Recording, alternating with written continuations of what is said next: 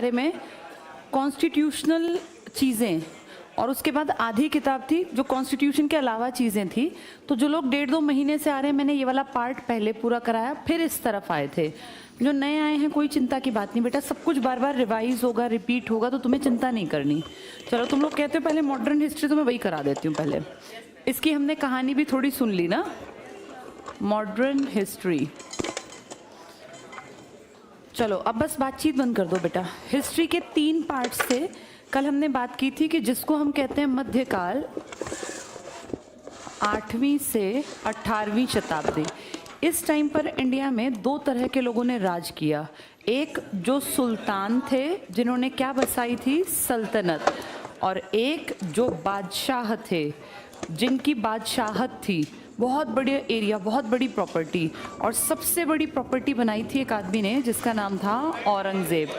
पर जैसे खुद इसकी प्रवृत्ति थी कि अपने पिताजी को भी इसने कैद में रखा, 8 साल भाइयों को मार डाला, इसके मन में ये चोर था कि मेरा जो बेटा है कहीं वो भी मुझे अपदस्थ कर दे। तो इसने क्या किया कि उसको ना तो ज़्यादा समझाने वाला, ना कोई इस तरह की उसकी समझ डेवलप की, खुद राज करता रहा 1707 तक, जबकि इसका बर्थ ईयर है 1617। 90 साल तक। एक होता है कि भाई ठीक है 50, 60, 70 तक राज करे फिर हट जाए, ये बैठा ही रहा। और इसके सामने कभी इसके बेटे की हिम्मत नहीं हुई कि पूछ ले कि पिताजी हमारी प्रॉपर्टी कहाँ कहाँ है, कहाँ से टैक्स आता है। जब ये मरा जिस दिन, उस दिन इसके बेटे को गद्दी मिली, लेकिन तब तक वो कहलाने लग गया शाह ए बेखबर, जिसको कोई खोज खबर ही ना हो कि मेरे बाप के पास कितनी प्रॉपर्टी है, कितना कहाँ मेरा टैक्स का सिस्टम है।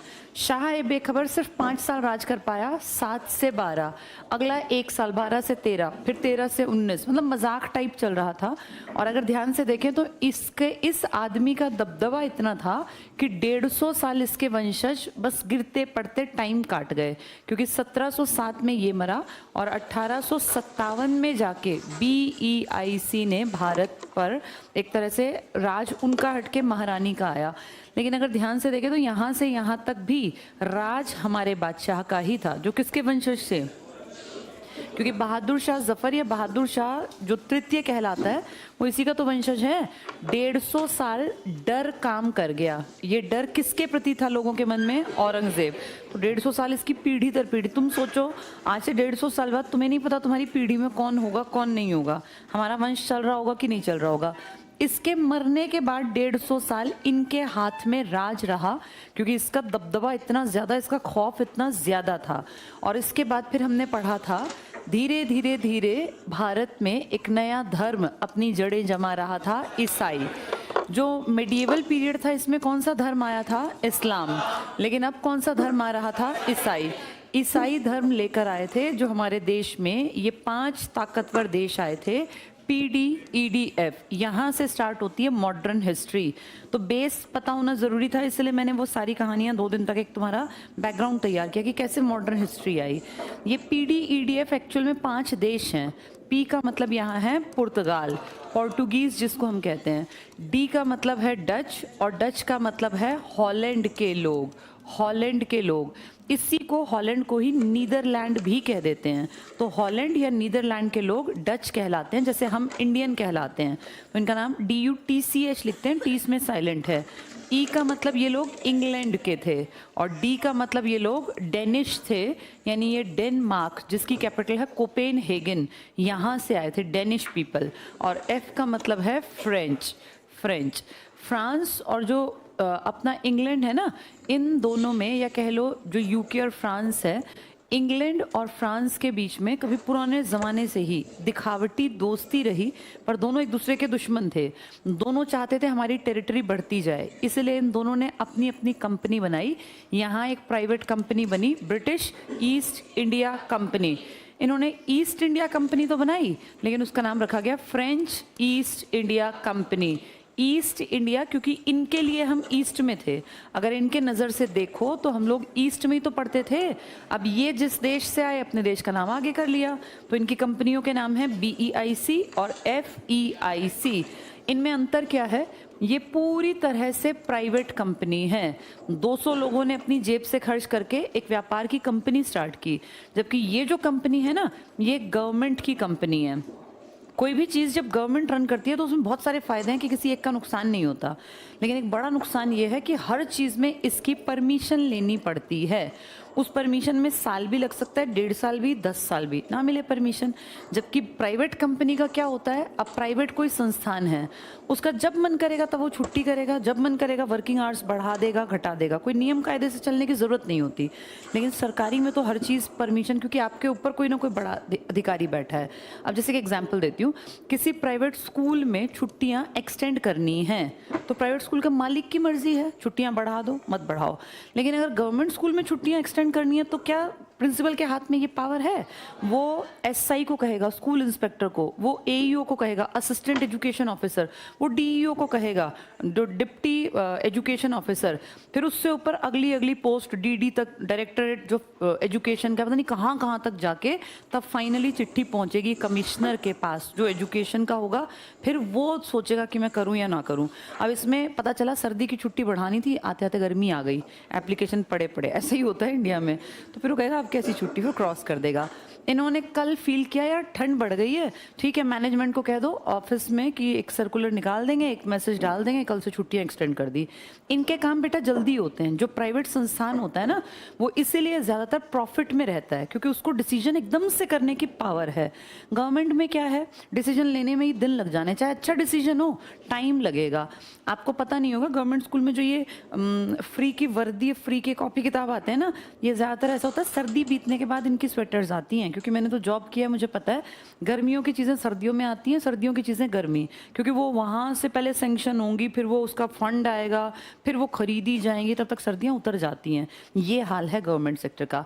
तो इस कंपनी को सबसे बड़ी दिक्कत थी, इसको बार बार परमिशन लेने के लिए अपने देश की तरफ आ तो गई है इंडिया में, लेकिन इसको कोई डिसीजन लेना है तो इसको फ्रांस की तरफ देखना पड़ता था कि सर ये डिसीजन ले लें। अब उसमें 1 महीना 2 महीना 6 महीने तब फ़ोन कॉल तो थे नहीं, कोई चिट्ठी पत्री जहाज़ में रख के जाती, फिर वहाँ से जहाज़ में आती। इसीलिए French east India company India में पीछे रह गई, एक बड़ा कारण था। अदरवाइज बराबरी का कंपटीशन था बीईआईसी का और एफईआईसी का। अगर स्टार्टिंग में देखें, जैसे एक ट्रिक हम याद करते हैं, पीडीईडीएफ, इनमें सबसे पहले पोर्टुगीज़ आए हैं। ये बड़े समझदार थे, चालाक भी थे। इन्होंने इंडिया आने का रास्ता खोजा वास्को डी गामा ने, पानी से आया था ना ये देखो, यूरोप, अफ्रीका, एशिया, तो ये पहले यहाँ से यहाँ आने का इनका रास्ता था। लेकिन बीच में ना इस एरिया में जो अरब कंट्रीज़ पड़ती हैं, मैंने आपको बताया था अरबी जो इलाके थे ये इस्लाम धर्म को मानते थे, बंटवारा हो गया था ना, इस तरफ कौन सा धर्म ज़्यादा था, ईसाई, और इस तरफ था इस्लाम। जब इनमें कट्टरपन आ गया, मारकाट मच गई, तो इस्लाम वालों ने कहा हम इनका व्यापार क्यों बढ़ने दें, इनको पैसों में पीछे करेंगे, इनकी आर्थिक गतिविधियां होने ही नहीं देंगे, इनका व्यापार रोकेंगे।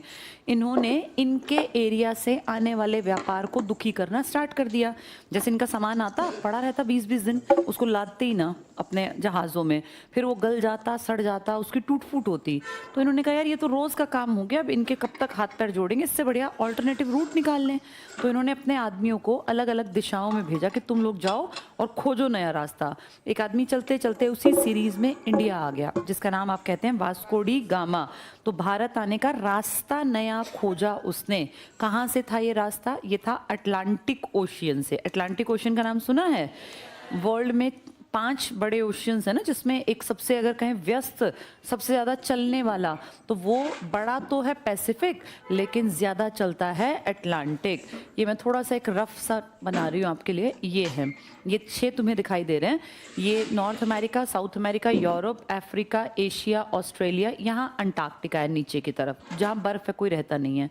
इसमें अगर मैं पानी को बनाऊँ तो देखो ये इंग्लिश के एस जैसा, जैसे एस लिखते हैं, एस फॉर शीप या एस फॉर शिप, तो ये एस जैसा जो देख रहे हो ना, सबसे ज़्यादा आवाजाही शिप्स की, व्यापार की, जहाज़ों की इन्हीं के बीच होती है सबसे ज़्यादा। इसका नाम है अटलांटिक ओशियन, इसी को बोलते हैं अटलांटिक। इस अटलांटिक ओशियन की आकृति एस जैसी है और सबसे बिजिएस्ट है, ये सबसे ज़्यादा व्यस्ततम है, सबसे ज़्यादा बिजी है। इसके ये धरती ऐसी नहीं जैसे मैंने बनाई है, मैंने तो आपको एक रफ बना के दिखाया, एक्चुअल में धरती है गोल। तो अगर मैं सोचो ये मूवेबल हो ये बोर्ड, मैं इस हिस्से को इसको पीछे ले जाके ऐड कर दूं तो ये वाला हिस्सा इसके बिल्कुल पास आ जाएगा। इसको इमेजिन करो ये पीछे गोल होता हो मुड़ के, मुझे दोनों सिरे अगर जोड़ने हो, मैं इसको मूव करूं तो ये हिस्सा जाके इसके साथ चिपक जाएगा ना, तभी तो एक बनेगा ये गोल। अब ये सोचो, इसीलिए यहाँ पे जो ओशियन मैप में यहाँ दिखता है वही ओशियन यहाँ भी दिखता है। ये इसका लॉजिक है। इन दोनों तरफ दिखने वाला एक्चुअल में पीछे जाके एक है, और ये दुनिया का सबसे बड़ा ओशियन है जिसे आप कहते हैं पैसिफिक, या जिसे आप कहते हैं प्रशांत महासागर। आप सबको पता है जापान जो है सबसे ज्यादा वहाँ अर्थक्वेक्स आते हैं, पता है ये बात तुम लोगों को, और वहाँ सबसे ज्यादा ज्वालामुखी फटते हैं। तो इसका कारण क्या है, जो प्रशांत महासागर है ना, इसकी एक बेल्ट है जिसमें सबसे ज्यादा ज्वालामुखी विस्फोट होते हैं। पानी के अंदर जो है वॉल्केनिक इरप्शन, पानी के अंदर, क्योंकि धरती पे 70% पे तो पानी है ना, तुम्हें जो वॉल्केनिक दिखाई देते हैं वो अर्थ के ऊपर जो ये लैंड एरिया पर है ये, पर इस पानी के नीचे पता नहीं कितनी बार ज्वालामुखी फटते हैं। तो पानी के नीचे फटने वाले ज्वालामुखी से पानी जो यहाँ पैसिफिक है इसकी हलचल बढ़ती है, और इसलिए सुनामी जैसी घटनाएं होती हैं प्रशांत महासागर के आसपास। सुनामी तुम्हें अगर याद हो, बहुत छोटे तुम रहे होगे, 2004 की घटना है। तो उस टाइम पे इंडिया के, नहीं गुजरात में तो बेटा आज तक भगवान की दया से नहीं आया और ना ही आए। गुजरात में भुज में जो था वो तो वॉल्केनिक इरप्शन था। मैं तो सुनामी की बात करूँ ना। सुनामी जापानी भाषा का शब्द है जिसमें टी साइलेंट लिखते हैं, ऐसे बोलते हैं, लिखते हैं टी सुनामी, बोलते हैं सुनामी। कौन सी भाषा का है ये? जापानी भाषा का।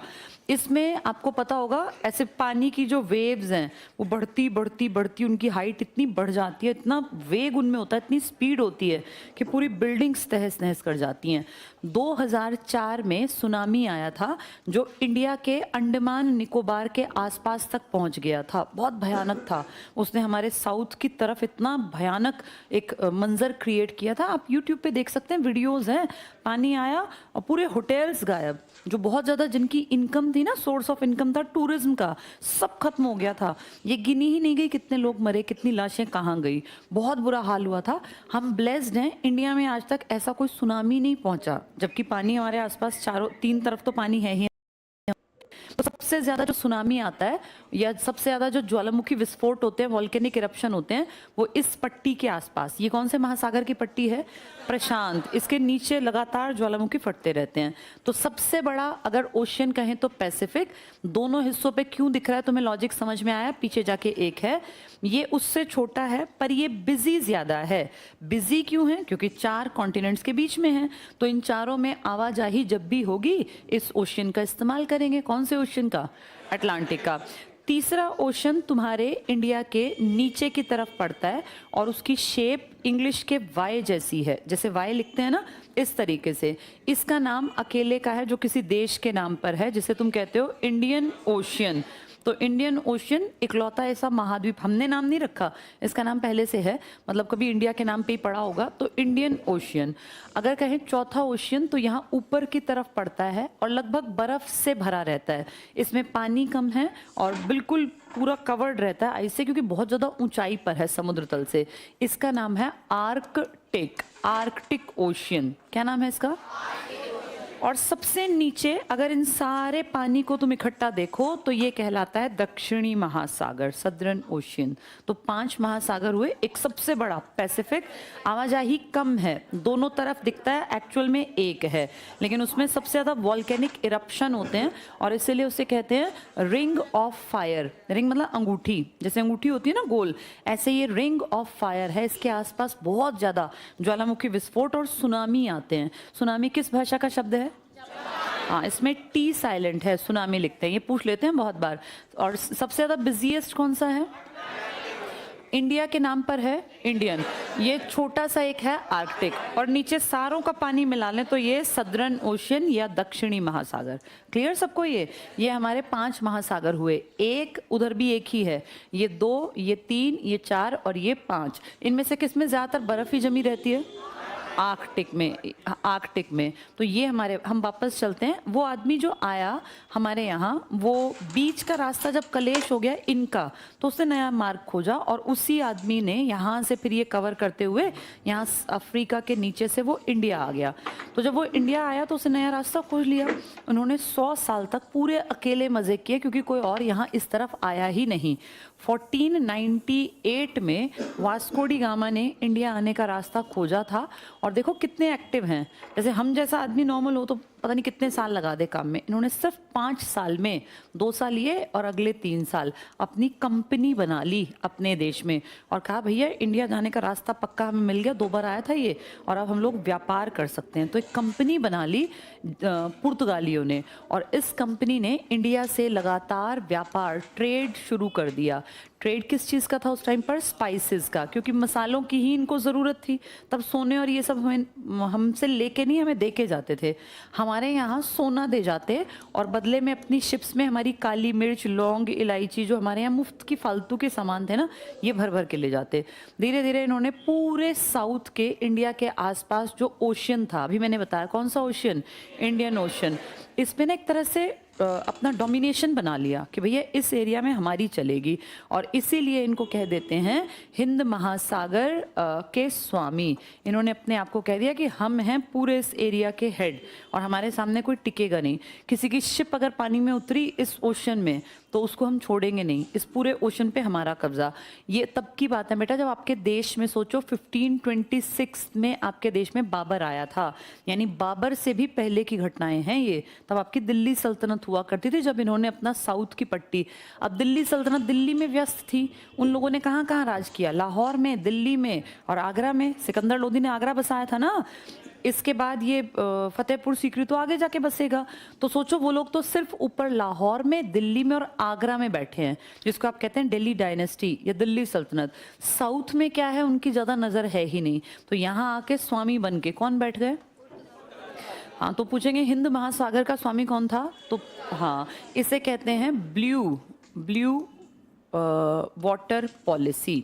ये पेपर में आ जाती है ब्लू वाटर पॉलिसी। इसी को हिंदी में एक और कहते हैं शांत जल की नीति, कि इन्होंने बड़ी शांति से अपने पैर पसारे थे व्यापार के क्षेत्र में। तो ऐसा एक टाइम आया, इनको बैठे बैठे ये तो धीरे धीरे करके क्या करते गए, पहले आए थे कालीकट पर, केरला के एक एरिया पर। फिर इन्होंने आसपास ना एक राजा था छोटा मोटा सा, उससे इन्होंने ज़मीन पट्टे पे ली और इन्होंने यहाँ का एरिया जिसको आज तुम गोवा कहते हो, ये किराए पे ले लिया। उस टाइम तक गोवा इतना एडवांस्ड नहीं था, खाली पड़ा था, कुछ ज़्यादा यहाँ बढ़िया मिट्टी तो थी नहीं। फिर आगे बढ़ते बढ़ते दादर, नागर हवेली, दमन, दीव, इस पूरी बेल्ट पे ये आ गए। एक ऐसा टाइम भी आया जब देश का सबसे ताकतवर राजा अकबर बादशाह व्यापार करता, तो इसकी शिप्स पर भी पहले इनका कागज चिपकाया जाता था। एक कागज, एक जैसे कहते हैं ना परमिट, हमें नहीं मिलता भाई, परमिट होता है जो ये टेम्पो वगैरह चलते हैं, नेशनल परमिट नहीं रखते कि भाई हम यहाँ से यहाँ ट्रेवल करें, तो इनको भी परमिट लेना पड़ता था। उस पर एक कागज चिपकता था जहाज पे कि ये बादशाह अकबर का जहाज है, पर इसके ऊपर भी परमिशन का कागज चिपकाया। वो परमिशन किससे लेनी पड़ती थी? हाँ, एक खास बात यह है कि चाहे अकबर जैसे उन्हें कितना ही बड़ा राज किया, पानी पे इनकी कमांड नहीं थी, इनके पास नेवी बहुत अच्छी नहीं थी, तो इसका फ़ायदा पोर्टुगीज़ ने उठाया, बढ़िया काम किया। जब ये सब बहुत बढ़िया कमा रहे थे, 100-150 साल बाद बाकी लोग भी कंपटीशन में आए, लेकिन तब तक ये पक गए थे, इनका एक्सपीरियंस बहुत बढ़िया हो गया था। डच जब